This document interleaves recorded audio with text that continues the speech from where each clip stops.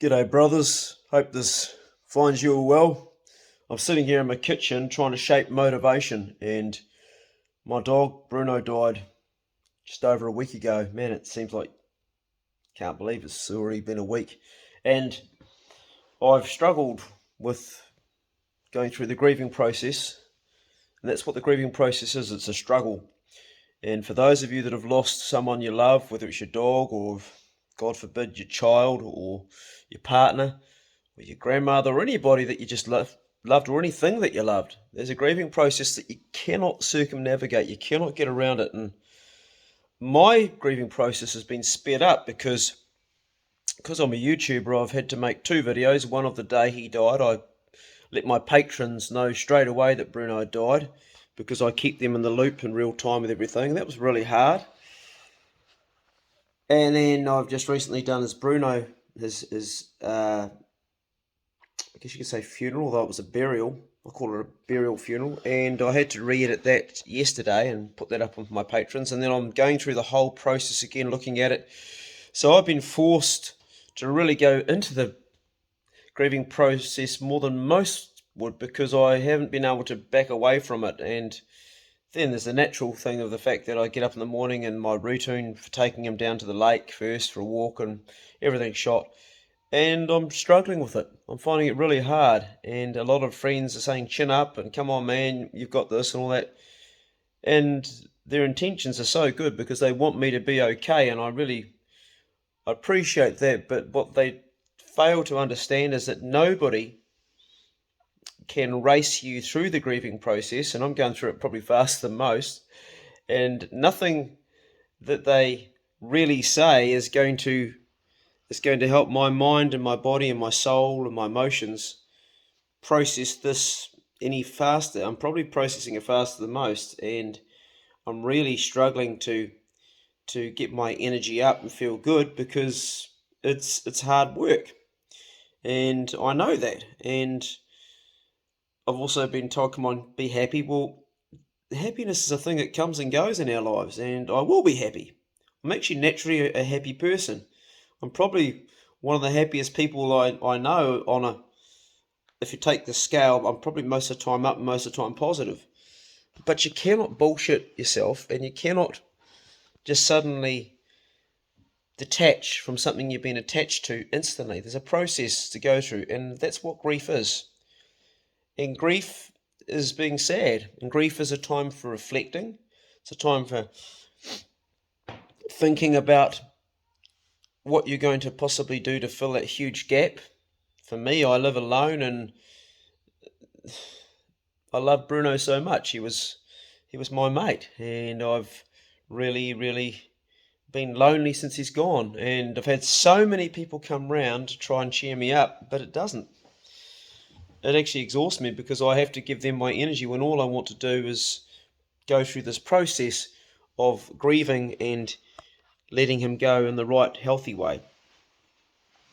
I think I'm struggling with this one just as much, if not more, than some of the people I've lost in my life. And that sounds terrible, but the thing about dogs is that they love you unconditionally. And when you have that love that's got no attachment of conditions to it, I'm going to love you if you provide for me. Dog, if you don't provide for your dog will love you just as much all the same.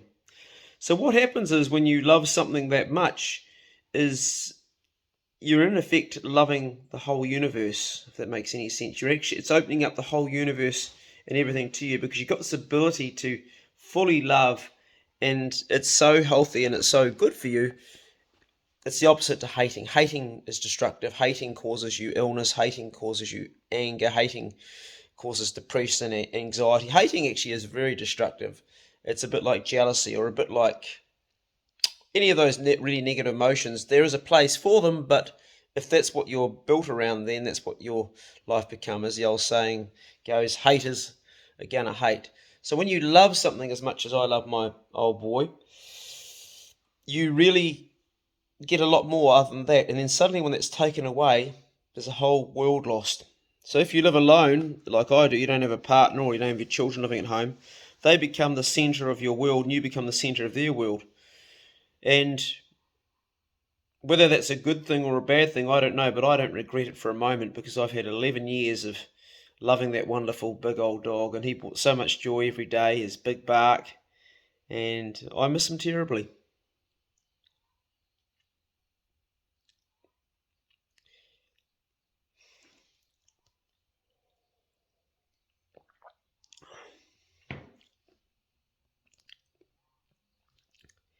And I'll continue to do so until I go through the grieving process.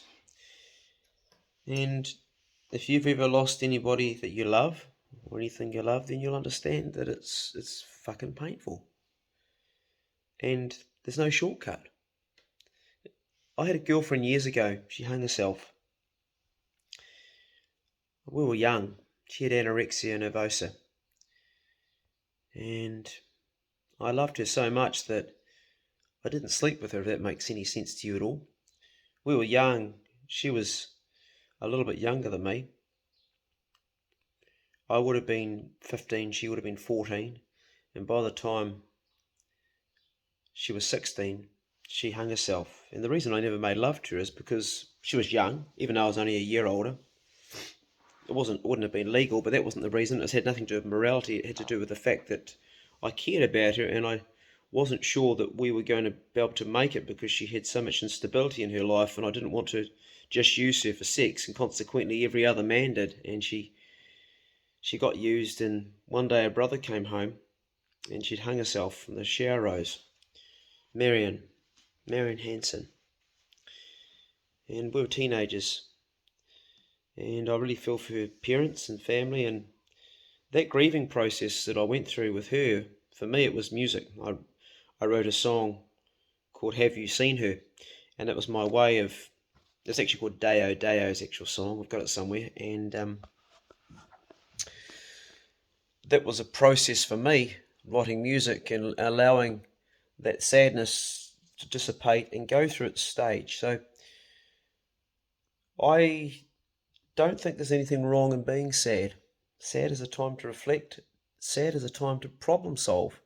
When you're racing around 100 mile an hour doing everything, working your ass off all the time, distracting yourself, you end up having to pick up the grieving process down the track. And this has often happened. I've lost two people this year. I've lost Smash's mother, and I've lost Smash. And so, both very dear to me. So I was still going through the grieving process. So when this happened, it compounded that, and it also enabled me to revisit that grieving process and go back to it, of which I'm doing. And I won't deny myself going through the grieving process because it's painful. You have to be brave going through the grieving process, because if you don't, what will happen to you is what I found happened with Marion Hanson when I was very young. I played a lot of music and tried to get out through that, but I'd never really cried. I was raised to not cry. Strange, isn't it? Father always, when I was a little boy, I got told off for crying. And consequently, I grew up a man that never cried until later years, when I realised that actually not crying makes you sick, makes you unwell. It took a long time to be able to cry for me, so I can cry now, and I don't see any weakness in it like I thought when I was a kid. I thought it was weak to cry and that you had to be brave all the time. It's not. It's actually detrimental to your health, particularly your mental and emotional and spiritual health, if you don't cry. So crying is important, but also having it and keeping it in perspective and doing it at the right time. And the right time to me is when you've had it's huge losses, to release that emotion, let it out, and then get back on track and do stuff, become active. I'm going to walk my dogs now, and with good memories of Bruno. I may shed a tear again, and that's perfectly okay. I won't cry forever. So going back to what I was saying about suppressing it, with Marion Hanson as a young man with not many emotional tools at all, I really pushed it away and I kept on going with it, and I'd play my guitar at night and think about her, but I didn't allow the pain to really settle. I didn't allow myself to go there. I actually remember putting the brakes on every time. The funny thing was, 10 years later, or it might have been even 8 years later, a friend of mine, Glenn, who was a friend of our family's, a fan of all my mates, Pedro, Petey, my mate, Arb. We all loved Glenn. He was a little bit older than us. He had a big ginger moustache, and he crashed his car, and he also killed 2 young teenagers, which was terrible. It was a drink. He was drunk. It was hard to grieve for him because he took 2 innocent lives, but I did. And what I found was when I started to really grieve for him, I also then started to cry for Marion. And it came back, and I realised I hadn't done the grieving at all. I hadn't been through the process fully. And all the songs I've made, whilst they'd helped and they'd cushioned and they'd made it less painful, I hadn't actually been through the process. So in him dying, it enabled me to go through the process for her as well. And I still think about Glenn. He taught me a lot of the stuff on the guitar today, a lot of the blues stuff. He smoked way too much electric broccoli, lived a very hedonistic life, was a great surfer, was a cool older guy for us younger guys, but he made a fucking terrible mistake and took 2 innocent lives with him. I can remember being at the funeral with my mate Pete, Pedro, and Arb, and we were all crying because they were cool mates back then. Those sorts of mates I had we weren't macho, trying to be tough, and those guys gave me permission to cry. I remember Arb talking about his big orange moustache and bursting into tears. This one thing he just remembered about him, and geez, that set me off, but it also allowed me to let go that depth of pain. So the grieving process is really important, and I can tell you right now I'm making this video, I'm right in the heart of it, and that's where I need to be. I've been writing a letter to Bruno every day. If that sounds crazy, then crazy I am. I'm telling him the things that I need to express, and I will continue to do so until it's gone. And when the sadness dissipates, that's the time to be happy. And someone said to me, man, you're looking at like the glass is half full half empty and half full. I'm just trying to think of the whole comment. Yeah, the glass isn't half empty, Claire, it's half full. The glass can be half empty and half full through different stages of our life. And when you've got tears in your eyes and you're hurting, it is half empty. And that's okay too. Because later on it will be half full. You can be positive and realistic and pragmatic and still be sad. There's no rule said that you have to be happy and putting on a fake smile all the time. That bullshit, that's social media bullshit. That's YouTube bullshit. That's Instagram and Facebook bullshit. That's not the real world. It's okay to not be okay for a while and allow yourself to go through that process. If you try to be brave and save face and do all that there, who are you fooling? Well, you're not fooling anybody, because those around you that love you can see you're hurting, and they just like, or maybe they can't, and if they can't, then where do you get your support from?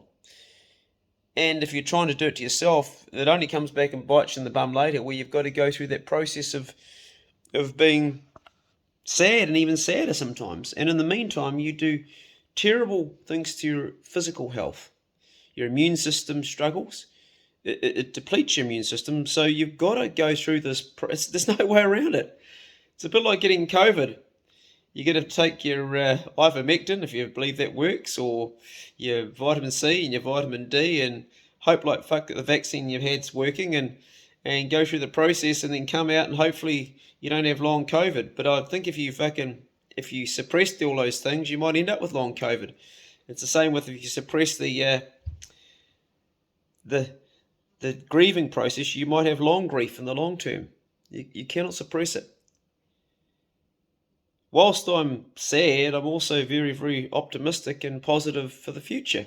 I've got 3 dogs out there that now get my attention because I can now give them a lot more. They were missing out because Bruno was in palliative care at the end. I was having to lift them up to go to the toilet regularly and give them lots of medication every day and walk them separately so the dogs wouldn't knock him over because his back legs were pretty shoddy. So they now get a lot more attention.